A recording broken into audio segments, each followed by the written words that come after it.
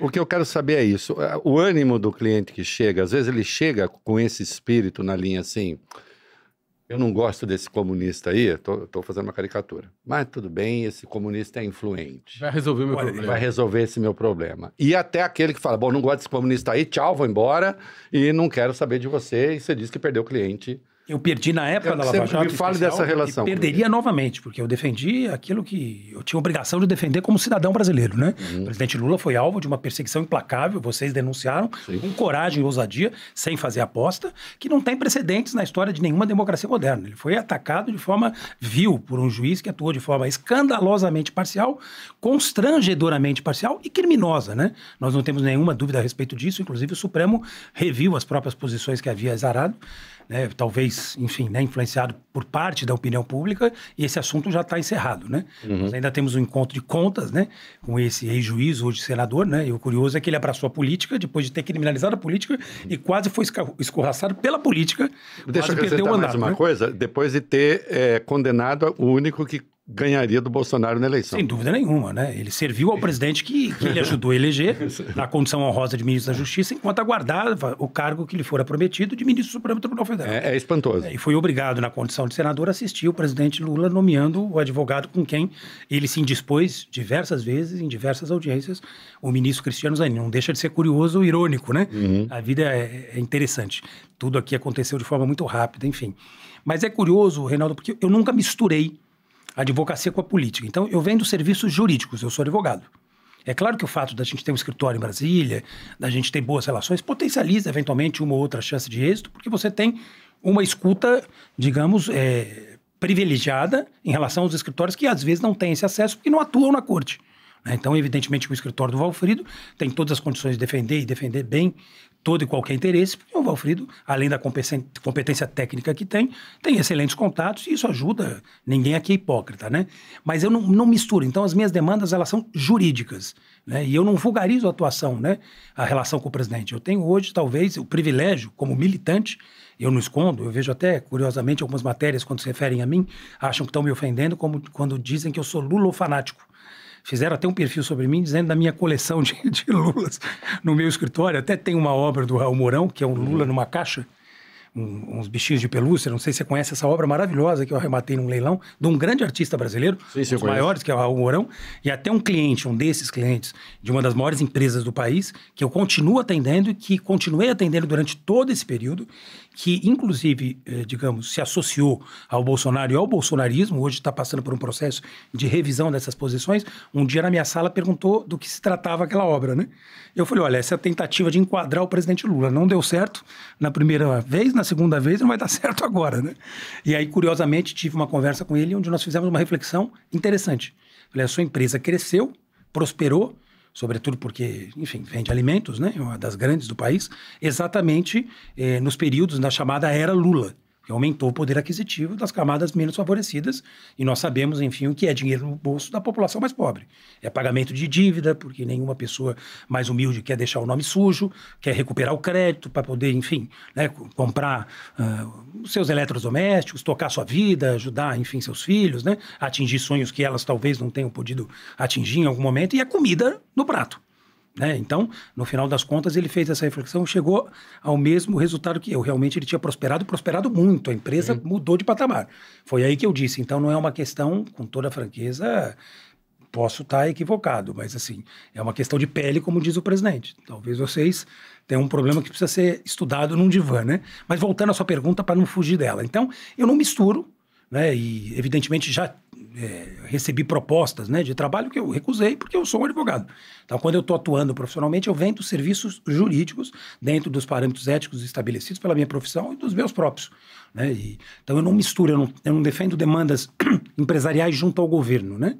Então, eu trabalho nas cortes, enfim, né, do país, nas cortes superiores, STJ, Supremo, nos TRFs, nos TJs, nos tribunais administrativos, CARF, TIT, CAD, né? E na área econômica, enfim, mas vendendo serviços jurídicos, né? Mas então se enganam aqueles, por isso eu aproveito para agradecer mais uma vez, né, a sua pergunta, se enganam aqueles que acham que, entre aspas, o suposto sucesso que a banca, depois de 22 anos, atingiu, tem alguma relação com esse momento que nós estamos vivendo. Veja, o Valfrido, quando escreveu O Espetáculo da Corrupção, já era um advogado completo, que a gente sabe que é, e continua sendo, mas escreveu um livro extremamente importante e não estava fazendo uma aposta, estava defendendo um ponto de vista contra a maré. Quando você resolveu, na verdade, inaugurar, né, uma resistência quase que solitária, você também não fez uma aposta. Não. Você estava defendendo os seus princípios, perdi 3 empregos. os valores, as suas não, convicções. eu perdi 3 empregos. Estava defendendo as suas Perdi 3 convicções. empregos. Porque hoje é fácil dizer, olha, o Valfrido escreveu sobre isso. Olha, o Reinaldo, na verdade, reviu as posições e falou como se você tivesse feito isso agora. Isso. Quando nós fizemos isso, vamos ser claros, em 2016, nós tivemos uma eleição em São Paulo dificílima. O Fernando Haddad, vocês lembram, por conta da situação política, da circunstância política do país, nós tivemos 16% dos votos. A gente não conseguia sair à rua. Se colocasse um adesivo ou uma estrela no peito, a gente corria risco de levar uma porrada. Lula estava preso. Depois disso, Lula preso. Né? Então, assim, ninguém imaginava que o Lula ia sair da prisão, ia recuperar os direitos políticos e civis plenos, como de fato recuperou. É inocente, sempre foi, e podem dizer o que quiser, mas isso vocês conhecem o tema melhor que eu. Mas nenhum de vocês fez aposta. Eu lembro em 2014, o ano de criação da Lava Jato, quando eu escrevi o primeiro texto, Batendo na Lava Jato, um amigo pegou o texto, me ligou e falou, você tá louco? É assim mesmo. Você tá louco? Não é que eu não estava nem concordando nem discordando. Ele só disse assim: você tem noção da encrenca que você está comprando? Da encrenca que você está cobrando. Como o que aconteceu, por exemplo, do mundo que vai cair na sua cabeça. Em 2014, o ano da criação da operação. Você veja que hoje as pessoas têm compreensão plena do quanto a Lava Jato se equivocou ao combater, a pretexto de combater a corrupção, fazer o mal que fez para as empresas do país. Na época que você denunciou isso no livro, né, dando exemplo do que acontecia no mundo, nós temos bons exemplos. Na França, em outros países do mundo, a corrupção foi combatida, mas os CNPJs foram mantidos e os CPFs devidamente responsabilizados. No Brasil, nós perdemos 4.400.000 empregos, segundo dados do Diese. As empresas, enfim, né, da área de construção civil pesada, perderam cerca de 85% do seu faturamento. O Brasil perdeu 220 bilhões de reais, 170 bilhões de reais em investimentos que já estavam planejados, 50 bi em impostos que deixaram de ser carreados aos cofres públicos e que poderiam reverter em programas, enfim, de assistência social, até em obras de infraestrutura. Acabaram com a indústria nacional, petróleo, gás, engenharia. Nós perdemos 50 mil engenheiros. Nós perdemos inteligência. O Brasil, na verdade, das grandes obras do mundo, a gente praticamente estava presente em todas. O Brasil estava construindo na África, nos Estados Unidos, estava concorrendo com empresas americanas. Isso explica muita coisa ou parte das coisas. Quando querem demonizar esse discurso, diz que nós estamos defendendo os corruptos. Ao contrário. As empresas corruptas. Aliás, você foi muito claro em relação a isso. E o teu livro, quem tiver a oportunidade de ler, vai perceber, né? Mas me deixa eu te perguntar uma coisa que para mim livro O Espetáculo da Corrupção. Muito bom, por sinal. Que para mim é uma das grandes... Tá esgotado, né? É uma das grandes curiosidades que eu tenho. Nós sabemos que o campo progressista é um universo heterogêneo, longe de ser homogêneo. Você tem dentro da esquerda setores diversos, pensamentos que podem, para quem está de fora, parecer... É tudo coisa de comunista. É tudo coisa de comunista disso daí. Aqui no nosso lado é tudo meio igual assim. A gente não sabe nada. Todo mundo não sabe nada, entendeu? Mas, na verdade, está muito longe de ser uma coisa homogênea. Você tem gente que pensa muito diferente, grupos, às vezes, antagônicos, gente que não se gosta. Mas você conseguiu fundar... diante desse mote comum, ou desse objetivo comum, que era combater a Lava Jato e, evidentemente, essa confrontação irresponsável da corrupção, né, que não mediu consequências, você conseguiu reunir pessoas muito diferentes dentro da esquerda e montar um grupo. Que no começo era um grupo de WhatsApp. Sim, sem dúvida. Era um grupo. O que é o grupo de WhatsApp? É algo prosaico. Todos nós sabemos o que é. Você aperta lá, novo grupo. Sim. E vai botando, adicionando pessoas. E se me permite parece rápido, não perco o fio. As pessoas também, os demônios baixam no WhatsApp, né? Quando você está num grupo, eu saí de todos os grupos, eu só tenho o grupo de trabalho. E o nosso do Reconversa, fica 2, 4, 3. Porque quando você está no WhatsApp, baixa os demônios. Claro. Você pega e manda, pá! Não, e o cara que bebe... Tipo, dane-se. O cara que bebe e escreve no grupo de Bebe, toma 2 uísques. Começa a falar e dá porrada. Nós tivemos entendeu? vários problemas. o cara que manda nude, né? Nude, inclusive esse problema. Já teve nude? De um amigo querido nosso. Inclusive, quem alertou foi uma amiga nossa, e eu para defendê-lo, porque aí, na época, não dava para pagar. Foi roubado, né? Assista esse episódio até o fim. No fim, nós revelaremos quem mandou o nude no WhatsApp. Agora, é foda da genitália, né? Isso, a história é sensacional. Genitália mesmo. Na época não dava para pagar, desculpa te interromper, não dava para pagar, ainda não tinha esse recurso do WhatsApp. Então a pessoa mandou uma vez e reincidiu. Mandou a segunda. Aí imediatamente nós acionamos alguns colegas. Não, ele mandou uma vez. Isso. Aí o Marco vai contar. Mas aí o Marco falou: não, ele foi assaltado. É a genitália do ladrão. Gente, isso foi advogados. Olha, cuidado com os advogados. Agora, a segunda foi sensacional. Porque uma amiga dele de toda a vida, amiga da PUC, que se formou com ele, enfim, me ligou e falou: que o cara era da PUC. Você viu o que aconteceu? Eu falei: o quê? O sujeito colocou outro nude. Eu falei: mas quem disse que é ele? Você reconhece? Ela ficou ofendida, mas eu soltei no espontâneo. Foi sem querer, naquele ímpeto de defender. E aí, como não tinha o recurso para pagar, nós combinamos de mandar, 3 ou 4 colegas mandaram todas as revistas, jornais, notícias. Para diluir. E baixando o conteúdo. Baixando para ir lá atrás. Aí... Pois é, você conseguiu congregar essas várias figuras da advocacia. Às vezes, não necessariamente do campo progressista, mas que naquele momento eram garantistas que se contrapunham aos abusos da Operação Lava Jato.